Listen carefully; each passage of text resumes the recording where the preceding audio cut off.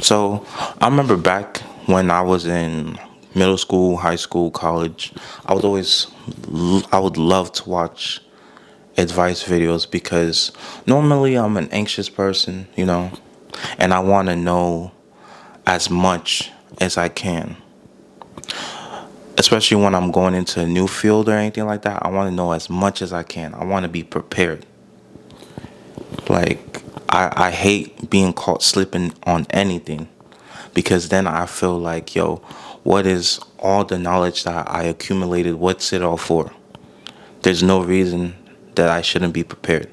So I would spend hours watching advice videos and getting any information I can, you know.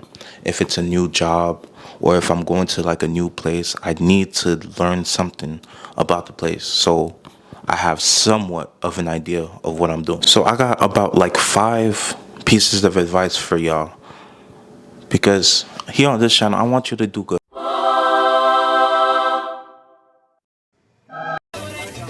Hey yo, what the fuck? I'm not a dickhead. If I have knowledge, I want to share it with as many people as I can. So this is that. My first piece of advice: be careful who you take advice from, okay? Why do I say that?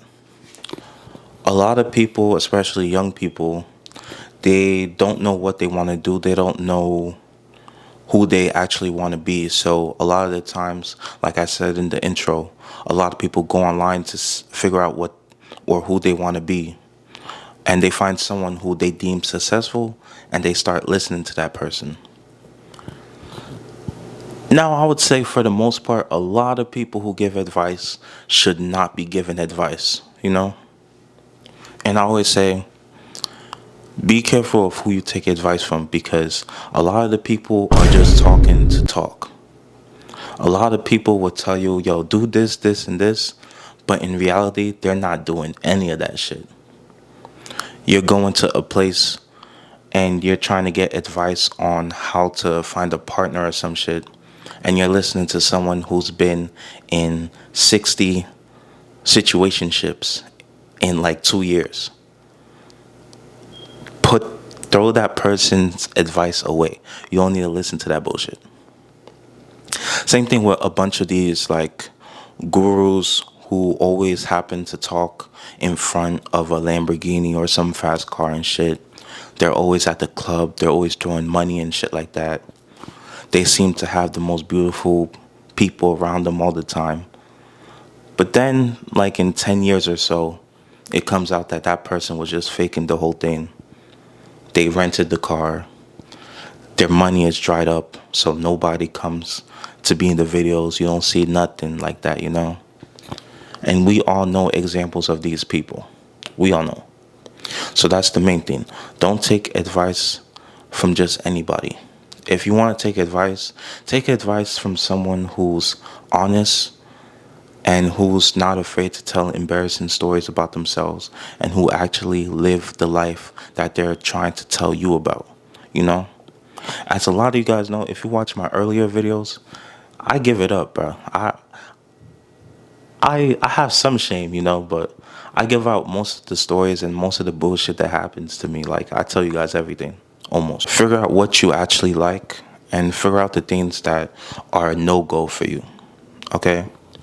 A lot of times you stick to what you know, you stick to what you like, and you're missing out on a whole bunch of different things. Let me give you an example. Me personally, I hate avocado. I hate it. And I'm allergic to it. But even at that, every couple of years, every couple of months, I still go out to try it a little bit. And it's the same reaction on it. But mind you, I'm not telling you to like, hey, go try drugs. I'm not doing that, okay? I hate it. But let me give you another example. A lot of the TV shows that I used to see, like grown folk watch and shit like that, I would hate that. I'll be like, yo, turn on the cartoons. I'm not trying to hear about Grey's Anatomy. I don't care about whatever soap opera is going on. I don't care about no reality shows. Fuck all that shit. I want to see anime character. I want to see some fun shit, some colorful shit. But now I find myself watching those, rewatching them, and I get it now. And it's mainly because when I was a kid, my mind was, I had like tunnel vision, you know? I'm used to seeing all the colorful things, all the things that are more geared to kids. Because in the grown up shows, they're talking about a whole bunch of shit that I've never experienced. But as I got older, I realized, hey, I had to expand my view of everything. I had to see what's going on with this show, what's going on with these group of people, you know. You should expand your view. You shouldn't be stuck in the same echo chamber for the rest of your life. I'd say go out and explore different places, learn as much as you can, and also learn how to apply everything that you learned. Because you remember, like in middle school or grade school or whatever, and you had to do like a book report and shit. A lot of us just cheated. A lot of us used Spark Notes. A lot of us just copied our friends' work and replaced certain words and shit, thinking that we're smart. Then some of us read the book. But none of the story really stuck onto our heads because we just wanted to complete the assignment. And once summer was over, we couldn't even tell you what the first chapter of that book was about. Don't be like that, okay? If you read something or you experience something in life, what you should do is you should learn how to incorporate whatever you learned into your actual life. It's the lack of that skill has led people to making decisions that they can't turn back. A lot of that has led people to believing in people who are obviously manipulating you. You know what I mean? Like, if your homegirl or your boys, if they're in a situationship or a relationship that doesn't work and there's obvious red signs, don't repeat the same mistakes. You see it, you learned what not to do. Don't do it. 3. Learn how to code switch or learn how to pivot. I can't tell you how many people think being real is being themselves 100% of the time. You know? This me right now is not the me when I go to work or if I'm going to interviews. You know, like for the most part, when people interview, a lot of people bullshit. A lot of people have the voice, you know, the work voice. Like, yes, I understand. I can't even do it now because it seems out of whack. But you know what I'm talking about. Learn how to separate your personal life from your professional life. There's going to be a lot of people in this world who are going to try to rile you up. Like I said in the other video about the Roger Jackson situation, a lot of people are just going to come and try to aggravate you and try to make you act up. You have to know that there's a lot of people out there like that, and you have to learn to just compose yourself. You can wear that fake smile and whatever. You can do that. You gotta learn that some people out there are just super miserable. And you gotta just let it be. They're gonna tire themselves out. All that. Just let them be. Keep them over here. And a lot of people need to learn how to pivot. I guess that would be 4. I don't know. A lot of people were upset with Tabitha Brown because she was talking about how a lot of people want to be entrepreneurs and stuff like that, but a lot of people don't understand what it takes to be one. You know, it's like when people argue about majors in college, people say, oh, you can't make any money doing that or this and that. But it's like everyone can't be a baker because there needs to be other services out there. You get what I'm saying? Everyone doesn't have to do the same thing. It doesn't work out like that. Also, not everyone's going to be rich. It doesn't work out like that. You know what I mean? A lot of people fell in love with the idea of being an entrepreneur, but they don't love all the things that come with it. The years of trying to just scraping the bottom, trying to gain a dollar, trying to build attraction, and just trying to push out whatever product that you're trying to sell. Dealing with competition, a lot of times like you're not making any revenue, and you're in the negative for the most part. And a lot of people don't realize when they need to pivot, you know? Like, let's say, for example, me, right? In middle school and high school, I played football. Then I got injured, couldn't play football no more. That didn't stop me from finding something else that I liked, you know? I didn't think that football would be my entire career, but I just pivoted and found something else I liked. From doing football, I went into doing poetry slams, into writing more music and stuff like that. I just had more time to allocate it somewhere else. And a lot of people need to learn how to do that. If your dream becomes unattainable for some reason, that shouldn't just kill your vibe. You just need to learn how to pivot a little bit. Maybe your dream is to become a world class singer, right? But let's say something happens to your voice where you can't sing no more. You can just pivot and start. Let's say you use like an AI voice, or you use a robotic voice to make EDM or some shit. You know what I'm saying? You just need to learn how to pivot.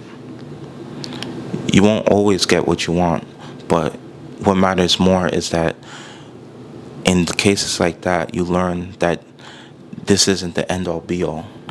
This is just a step. Maybe the path you're going on isn't really meant for you, but that doesn't mean just to give up. It just means just turn the other direction and you'll find another path to go on, basically. Now, the last, and I think one of the most important pieces of advice that I can relate to you is to be consistent. Now, I know what I said about if whatever path you're going on, whatever process you're going through is not working, to pivot.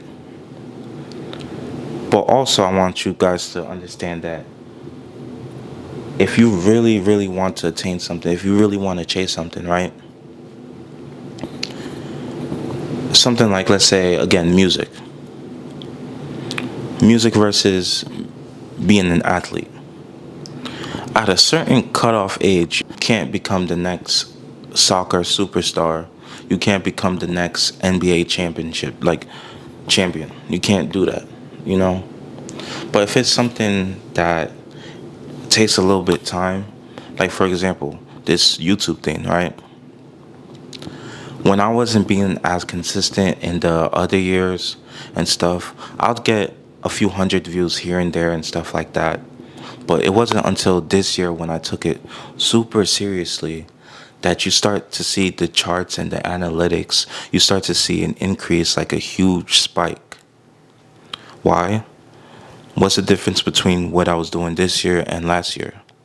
Last year, I was just consumed by my job, and I didn't really think of anything else. And that hurt what I'm doing on here. That hurt personal relationships and stuff like that. And I kind of, yeah, I did YouTube a little bit, but I wasn't putting my heart into it. I'll make a video every month or so, and they weren't even videos that I'm proud of. Like, it was kind of bullshit, if I'm being honest. It was bullshit. But this year, where I'm more consistent with it, and I'm actively trying to get better in all aspects and stuff like that, you can see the changes happening. Like, every time I open my analytics, I'm happy. Like, we hit a huge milestone on the channel. A lot of new people are tuning in and shit like that. And it's amazing to see all the hard work.